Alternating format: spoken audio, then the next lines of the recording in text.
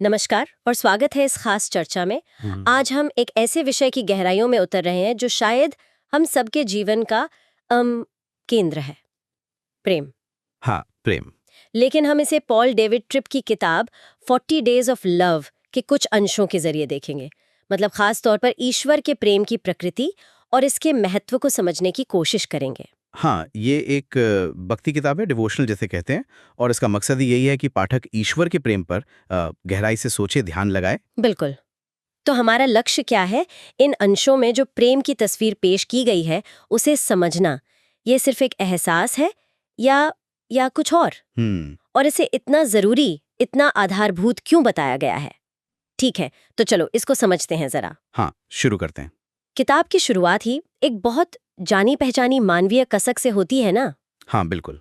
कि हर कोई प्रेम चाहता है और शायद उससे भी ज्यादा उसे खोने से डरता है। ये लगभग सांस लेने जैसा जरूरी लगता है। सही बात है। और पॉल ट्रिप कहते हैं कि इसी से दो बुनियादी सवाल पैदा होते हैं जो शायद हर इंसान अपने मन के किसी कोने में दबाए रखता है। कौन से सवाल? पहला, क्या कोई मुझसे सच में प्यार करेगा? और दूसरा, जो शायद और भी डरावना है, जब वो मुझे मेरे सारे ऐबों के साथ सच में जान लेंगे, तब भी क्या वो मुझसे प्यार करेंगे? हाँ, ये गहरे सवाल हैं। ये कहीं ना कहीं हमें कचोटते रहते हैं। बिल्कुल।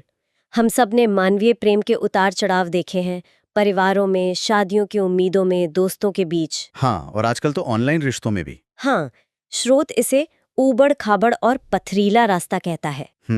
और अक्सर ये रास्ते हमें कहीं ना कहीं निराश ही करते हैं। हम उम्मीद बांधते हैं, फिर दिल टूटता है। हाँ, और ईमानदारी से कहें तो हम खुद भी तो दूसरों को निराश करते हैं जो हमसे प्रेम की आस रखते हैं। हाँ, ये भी है। ये एक दुष्चक्र जैसा लगता है। और ठीक इसी मानवीय अनुभव के बीच पॉल ट्रिप रोमियो 8:31-39 को सामने रखते हैं। वो इसे ईश्वर के कृपा के वादे का क्या कहते हैं, शिखर बताते हैं।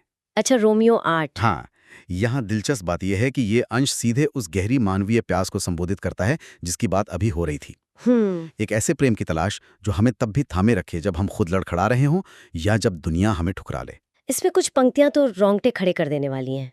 जैसे वो सवाल है ना, कौन सा? कौन हमें मसीह के प्रेम से अलग करेगा? हाँ, और फिर वो पूरे लिस्ट है कि क्या क्या चीजें अलग नहीं कर सकती। हाँ, वो लिस्ट, मौत नहीं, जिंदगी नहीं, स्वर्गदूत या कोई भी ताकत नहीं, वर्तमान की मुश्किलें या भविष्य का डर, ऊंचाई या गहराई, कुछ भी नहीं। यहाँ तक कि पूरी कायनात में कुछ भी ऐसा नहीं है जो इस प्रेम से हमें जुदा कर सके। ये एक बहुत बड़ा दावा है, बहुत बड़ा। वाकई, ये शब्द सुनने में जितने शक्तिशाली लगते हैं मानवीय अनुभव के धरातल पर, उतने ही अविश्वसनीय भी लग सकते हैं। हाँ, लग सकते हैं। क्या स्रोत इस प्रेम की कुछ खासियतों के बारे में और बताता है? हाँ, बिल्कुल। पॉल ट्रिप इस पर काफी जोर देते हैं। वो कहते हैं कि ये प्रेम कभी छोड़ता नहीं, कभी हारता नहीं। ये हमेशा खुद को देने वाला, उदार है। ये सिर्फ एक भावना नहीं, बल्कि एक मजबूत, वफादार और सच्चा संकल्प है। संकल्प, अच्छा। हाँ, और सबसे अहम बात, ये पटूट है, तब भी जब हम इसके बिल्कुल लायक नहीं होते, जब हम खुद प्रेम करने में बुरी तरह नाकाम हो जाते हैं। लायक न होने पर भी। हाँ, किताब का तर्क यही है कि यही वो प्रेम है जिसकी असल में हम सबको तलाश है। एक ऐसा लंगर जो किसी भी तूफान में टूटेगा नहीं। ये वो प्यार नहीं जो हमारी परफॉर्मेंस पर निर्भर करता हो। ये परफॉर्मेंस पर निर्भर ना होना वाला बिंदु, ये बहुत अहम है, क्योंकि हमारे ज्यादातर मानवीय रिश्ते तो इसी लेन-देन पर चलते हैं। बिल्कुल। अच्छा, तो ये विचार कि एक ऐसा प्रेम मौजूद है जो हमारी काबिलियत या नाकाबिलियत से परे है, ये हमें स्रोत के पहले दिन की चर्चा की तरफ ले जाता है जो भजन संहिता 136 पर आधारित है। हाँ, देवान भजन 136। और यहाँ कुछ बहुत अनोखा देखने को मिलता है। क्या? अनोखा इसलिए कि इस भजन में एक पंक्ति है जो बार बार लगातार दोहराई जाती है, क्योंकि उसकी करुणा सदा की है। हाँ, स्रोत इसका अनुवाद उसका अटूट प्रेम सदा बना रहता है के रूप में करता है। और ये एक दो बार नहीं, बल्कि पूरे 26 बार दोहराया गया है। 26 बार? हाँ, यहाँ ये वास्तविक दिलचस्प हो जाता है। मतलब सिर्फ 26 बार एक ही बात कहना, इसका क्या मतलब हो सकता है? ये सिर्फ काव्य शैली तो नहीं लगती? नहीं, बिल्कुल नहीं। पॉल ट्रिप समझाते हैं कि इस दोहराव के पीछे कम से कम दो बहुत गहरे कारण हैं। अच्छा, क्या कारण है? पहला, ये सिर्फ एक पंक्ति नहीं बल्कि पूरी बाइबल की कहानी का सार है। हाँ। और एक विश्वासी की पहचान का आधार भी। कहानी का सार कैसे? देखो, ये कहानी किसकी है? एक ऐसे ईश्वर की जिसने प्रेम में दुनिया बनाई, प्रेम में अपने बेटे को भेजा, प्रेम का राज्य स्थापित किया, हाँ। प्रेम में पापों को माफ किया और फिर हमें भी प्रेम के दूत बनाकर भेजा। ट्रिप कहते हैं कि हमारी सारी उम्मीद इसी एक चीज पर टिकी है कि एक उद्धारकर्ता है जिसका प्रेम कभी खत्म नहीं होता, सदा बना रहता है। अच्छा। ये दोहराव हमें यही याद दिलाता है कि ये कोई मामूली बात नहीं बल्कि सबसे बुनियादी सच्चाई है, इसे भूलना नहीं है। तो पहला कारण है कि ये सच्चाई इतनी बुनियादी है कि इसे बार बार दोहराना जरूरी है ताकि हमारे अंदर जड़ पकड़ ले। बिल्कुल। और दूसरा कारण? हाँ, तो दूसरा कारण क्या बताया गया है? दूसरा कारण हमारे अपने अनुभव से जुड़ा है। ट्रिप इशारा करते हैं कि हमारे जीवन में, हमारे आसपास इस तरह के अटूट, हमेशा बने रहने वाले प्रेम का कोई उदाहरण मिलना लगभग नामुमकिन है। ये तो सच है। हमने जो भी मानवीय प्रेम देखा या महसूस किया है, वो किसी न किसी मायने में अधूरा रहा है, शर्तिया रहा है या अस्थायी रहा है, चाहे वो कितना भी गहरा क्यों न लगा हो। हाँ। लेकिन लेखक के अनुसार ईश्वर का प्रेम ऐसा नहीं है। वो हमेशा सिद्ध और स्थिर रहता है, हमारी भावनाओं या हालात के उतार चढ़ाव से बेअसर। हाँ, इसीलिए ये दोहराव इतना जरूरी है। ये हमारे टूटे फूटे अनुभवों के शोर को काटकर एक बिल्कुल अलग, एक क्रांतिकारी सच्चाई का ऐलान करता है। ये सोचना ही कितना अलग है कि हमारी सबसे बड़ी सच्चाई शायद वो नहीं जो हम रोजमर्रा में महसूस करते हैं, बल्कि ये वादा है। हाँ, वादा। किताब कहती है कि ये जानना कि ईश्वर ने अपना प्रेम हम पर रखा है और वो इसे कभी वापस नहीं लेगा, यही हमें अंधेरे से अंधेरे वक्त में भी आगे बढ़ने की हिम्मत देता है।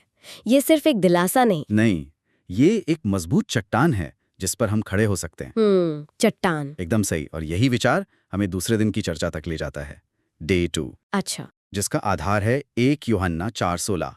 ईश्वर प्रेम है। ईश्वर प्रेम है, 3 छोटे शब्द। हाँ, सुनने में जितने सरल लगते हैं, पॉल ट्रिप के अनुसार उतने ही गहरे हैं। यहाँ बात आती है उम्मीद और सुरक्षा की तलाश की, जो हम सब करते हैं। हाँ, हम सब जीवन में एक स्थिरता, एक आशा ढूंढते हैं जिस पर भरोसा कर सके। स्रोत इस तलाश को कैसे देखता है? पॉल ट्रिप इसे 2 दिशाओं में बांटते हैं। एक है क्षैतिज खोज, हॉरिजॉन्टल। क्षैतिज मतलब हम आशा और सुरक्षा को अपने आसपास की दुनिया में ढूंढते हैं, चीजों में, कामयाबी में, पैसे, जायदाद में या दूसरे इंसानों में। अच्छा। और दूसरी है ऊर्ध्वाधर खोज, वर्टिकल। यानी हम उसे अपने बनाने वाले, अपने सृष्टिकर्ता में ढूंढते हैं। सृष्टिकर्ता में। अब यदि हम इसे बड़ी तस्वीर से जोड़ें तो किताब का तर्क साफ है। क्षैतिज खोज हमेशा अंत में हमें निराश ही करेगी। हमेशा? क्यों? क्योंकि ये सारी चीजें, लोग, सफलता, संपत्ति, अस्थायी हैं, बदलती रहती हैं। वो हमारे दिल की उस गहरी प्यास को बुझा नहीं सकती जो एक स्थायी, अटूट सहारे के लिए है। ये चीजें शायद उस असली स्रोत की तरफ इशारा भर कर सकती हैं, लेकिन खुद वो स्रोत नहीं बन सकती। तो फिर सच्ची, कभी निराश न करने वाली आशा कहाँ मिलती है? क्या ये सिर्फ एक ख्याली पुलाव है? स्रोत कहता है बिल्कुल नहीं। वो सच्ची आशा और सुरक्षा उन 3 शब्दों में छिपी है, ईश्वर प्रेम है। ईश्वर प्रेम है। ये सिर्फ ये नहीं कहता कि ईश्वर प्रेम करता है, बल्कि ये कि वो प्रेम है। ये उसका स्वभाव है, उसका सार। स्वभाव ही प्रेम है। हाँ, ट्रिप समझाते हैं कि क्योंकि ईश्वर का स्वभाव ही प्रेम है और उसने वो प्रेम हम पर उंडेला है, इसीलिए हमारे पास एक मजबूत नींव है, एक पक्की आशा है, भले ही हमारी भावनाएं रोज बदलती रहें। और ये सिर्फ एक विचार नहीं है, ये प्रेम यीशु मसीह के रूप में दुनिया में आया, जिसने हमें बचाने और अपने साथ एक अनंत रिश्ते में लाने के लिए प्रेम का सबसे बड़ा बलिदान दिया। हाँ। लेखक के अनुसार इसी सच्चाई में असली शांति और सुरक्षा है, किसी और चीज में नहीं। ये वाकई ईश्वर के चरित्र के बारे में एक बहुत ही बुनियादी बात सामने रखता है। और इसी कड़ी में तीसरे दिन की चर्चा, डे 3। हाँ, गिनती 14-18। हाँ, वो गिनती 14-18 पर आधारित है, जो ईश्वर के चरित्र के एक और पहलू पर रोशनी डालती है। और ये पहलू हमारे रोजमर्रा के मानवीय स्वभाव से एकदम उलट है। बिल्कुल उलट। पॉल ट्रिप यहाँ एक बड़ा दिलचस्प और शायद हम सबके लिए बहुत जाना पहचाना किस्सा सुनाते हैं। हाँ, वो किराने की दुकान वाला। हाँ, वो किराने की दुकान वाला किस्सा। कल्पना कीजिए, आप जल्दी में हैं, दुकान में भीड़ है, आपको बस 2-4 चीजें लेकर फौरन निकलना है। और देखते हैं कि सिर्फ एक ही काउंटर खुला है और आपके ठीक आगे एक महिला है जिसकी ट्रॉली भरी पड़ी है। हाँ, ये स्थिति जानी पहचानी है। वो एक एक चीज को धीरे धीरे देख रही है, फिर बटुए से ढेरों कूपन निकालती है, फिर शायद उसे सही कार्ड नहीं मिल रहा। आप समझ रहे हैं ना? हाँ हाँ, बिल्कुल। स्रोत पूछता है, उस पल आपके अंदर क्या चल रहा होता है? शांति और प्रेम या फिर गुस्सा, अधीरता, झुंझलाहट? बिल्कुल। ज्यादातर लोग शायद ईमानदारी से कहेंगे कि गुस्सा और अधीरता ही हावी होती है। हाँ, अक्सर यही होता है। और ट्रिपीज इसी उदाहरण का इस्तेमाल ये दिखाने के लिए करते हैं कि हम इंसान कितनी आसानी से, कितनी जल्दी आपा खो देते हैं, खासकर छोटी छोटी बातों पर। हमारा गुस्सा जैसे सतह के ठीक नीचे ही उबल रहा होता है ना? धैर्य और प्रेम दिखाने की जगह झुंझलाना हमारे लिए ज्यादा स्वाभाविक लगता है उस पल में। उस महिला के प्रति प्रेम दिखाना मुश्किल क्यों होता है? क्योंकि हम सिर्फ अपनी जरूरत, अपनी जल्दी, अपनी असुविधा पर टिके होते हैं। हाँ। और ठीक यहीं पर पॉल ट्रिप ईश्वर के चरित्र का जबरदस्त विरोधाभास सामने रखते हैं। हाँ। गिनती 14.18 कहता है, यहोवा क्रोध करने में धीमा और अटूट प्रेम से भरपूर है। क्रोध करने में धीमा। हाँ, और अटूट प्रेम से भरपूर। ये एक महत्वपूर्ण सवाल उठाता है, क्या हमें इस बात के लिए शुक्रगुजार नहीं होना चाहिए कि ईश्वर हमारे जैसा नहीं है? हाँ। जरा सोचिए, अगर ईश्वर भी हमारी तरह छोटी छोटी बातों पर भड़क जाता। अरे ये तो डरावना ख्याल है ना? किताब कहती है कि ये जानना कितनी बड़ी राहत की बात है कि ईश्वर, जिसे असल में हमारे अनगिनत गुनाहों और विफलताओं पर गुस्सा होने का पूरा हक है, वो क्रोध करने में धीमा है। उसका मूल स्वभाव प्रेम से भरपूर है, क्रोध से नहीं।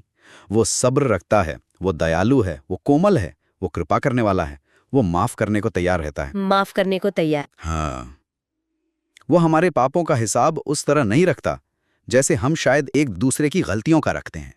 और ट्रिप जोर देते हैं कि ये सब इसलिए मुमकिन हुआ क्योंकि यीशु मसीह ने हमारे गुस्से का पात्र बनकर सजा अपने ऊपर ले ली। अच्छा। इसलिए ईश्वर की ये दया, ये धीरज हमारे सबसे बुरे दिनों में भी, हमारी सबसे बड़ी नालायकी के बावजूद भी हमारे लिए मौजूद है। ये सिर्फ एक अच्छी सोच नहीं, ये एक मजबूत आश्वासन है। तो हमने देखा कि स्रोत ईश्वर के प्रेम को अटूट बताता है, पहचान का आधार, आशा का स्रोत, और मानवीय क्रोध के विपरीत धीरज और दया से भरपूर। हाँ। इन सब बातों का हमारी जिंदगी पर क्या असर पड़ सकता है? क्या ये सिर्फ जानने की बातें हैं या इनका कोई व्यवहारिक कोई असर भी होता है? नहीं, पॉल ट्रिप के लेखन के अनुसार इसका बहुत गहरा और व्यावहारिक प्रभाव है। ये सिर्फ दिमागी कसरत नहीं है। अच्छा। ईश्वर के प्रेम को समझना और अनुभव करना उनके अनुसार एक परिवर्तनकारी शक्ति है। परिवर्तनकारी कैसे? सबसे पहले ये हमें हमारी असली पहचान देता है। हम वो हैं जिन्हें ईश्वर प्यार करता है। ये हमारी कीमत किसी बाहरी चीज पर नहीं, हमारी शक्ल, हमारी दौलत, हमारी कामयाबी, बल्कि उसके प्रेम पर आधारित करता है। पहचान। और दूसरा, ये हमारे जीवन को एक गहरा अर्थ और मकसद देता है। हम सिर्फ यूं ही जीने के लिए नहीं हैं। तीसरा, ये हमें वो करने की क्षमता और संभावना देता है जो हम अपने दम पर कभी नहीं कर सकते। जैसे दूसरों को बिना शर्त प्यार करना या मुश्किल हालात में भी उम्मीद रखना। और क्या यह हमें उन चीजों से आजाद करता है जो हमें बांधती हैं? बिल्कुल। किताब का तर्क है कि ये हमें उन नकली प्रेमों की गुलामी से आजाद करता है जिनके पीछे हम भागते रहते हैं। नकली प्रेम? हाँ, चाहे वो लोगों की मंजूरी हो या दुनियावी सफलता या कोई रिश्ता जो हमें पूरा करने का वादा करता है पर कर नहीं पाता। ईश्वर का सच्चा प्रेम हमें इन झूठे वादों के धोखे से बचाता है। ये हमें सिर्फ बचाता ही नहीं बल्कि हमें सुधारता है, हमारे टूटे हुए हिस्सों को फिर से जोड़ता है, हमारा पुनर्निर्माण करता है। पुनर्निर्माण। हाँ, ये हमें पहले ईश्वर से मिलाता है और फिर उसकी मदद से शायद एक दूसरे से भी ज्यादा गहरे स्तर पर जुड़ने में मदद करता है। और आखिरकार जब हम इस प्रेम को सच में अपने अंदर महसूस करते हैं, हाँ, तो ये हमें दूसरों की तरफ भी उसी तरह का प्रेम दिखाने के लिए प्रेरित करता है। धीरज वाला, माफ करने वाला, उदार प्रेम। ट्रिप इसे कायनात की सबसे शक्तिशाली ताकत कहते हैं। वाह! तो इस सब का क्या मतलब है अगर हम इन सारी बातों को समेटें जो पॉल ट्रिप की किताब के इन अंशों से निकली हैं? तो एक मुख्य संदेश उभर कर आता है। हाँ, क्या संदेश है वो? यही कि स्रोत ईश्वर के प्रेम को मानवीय प्रेम के अनुभव से एकदम अलग, अद्वितीय दिखाता है। ये सिर्फ ज्यादा मजबूत या ज्यादा देर तक चलने वाला प्यार नहीं है, बल्कि इसकी प्रकृति ही अलग है। हाँ, प्रकृति अलग है। ये अटूट है, यानी हमारी नाकामी इसे तोड़ नहीं सकती। ये हमारी पहचान और पूरी बाइबल की कहानी का आधार है। सही। ये सच्ची टिकाऊ आशा और सुरक्षा का एकमात्र स्रोत है, क्योंकि ये चीजों या लोगों पर नहीं बल्कि ईश्वर के अपरिवर्तनशील चरित्र पर आधारित है। और ये मानवीय कमजोरियों जैसे पल भर में भड़क उठना के ठीक विपरीत है। ईश्वर क्रोध करने में धीमा और प्रेम से लबालब भरा हुआ है। प्रेम से भरपूर। हाँ, एक ऐसा प्रेम है जिसे कमाया नहीं जा सकता। ये सिर्फ एक तोहफे की तरह कबूल किया जा सकता है। आपने इसे बहुत अच्छे से समेटा है। बिल्कुल यही बात है। और शायद अंत में सोचने के लिए एक विचार, हाँ, जो सीधे स्रोत की इन बातों से ही निकलता है, हाँ, वो ये हो सकता है, हमने मानवीय प्रेम की सीमाओं, उसकी विफलताओं और यहाँ बताए गए ईश्वर के अटूट बिना शर्त वाले प्रेम के बीच का गहरा फासला देखा। हाँ, देखा। इस पर गहराई से सोचें तो यह सवाल उठता है कि इस दिव्य, कभी ना चूकने वाले प्रेम पर लगातार मनन करना, इसे अपनी सोच का हिस्सा बनाना, हमारे रोजमर्रा के जीवन में जिस तरह हम दूसरों को प्रेम देते हैं या जिस तरह हम प्रेम की तलाश करते हैं, उसे कैसे बदल सकता है? अच्छा सवाल है। क्या ये समझ हमें अपने रिश्तों में, चाहे वो परिवार हो, दोस्ती हो या जीवन साथी के साथ हो, ज्यादा सब्र वाला, ज्यादा माफ करने वाला, ज्यादा उदार बना सकती है। ये जानते हुए कि हमें खुद एक ऐसा प्रेम मिला है जो कभी खत्म नहीं होता, जो हमारी गलतियों के बावजूद बना रहता है। क्या ये हमें दूसरों की गलतियों को देखने का नजरिया बदल सकता है? ये एक ऐसा सवाल है जिसे ये स्रोत हमारे सोचने के लिए छोड़ जाता है।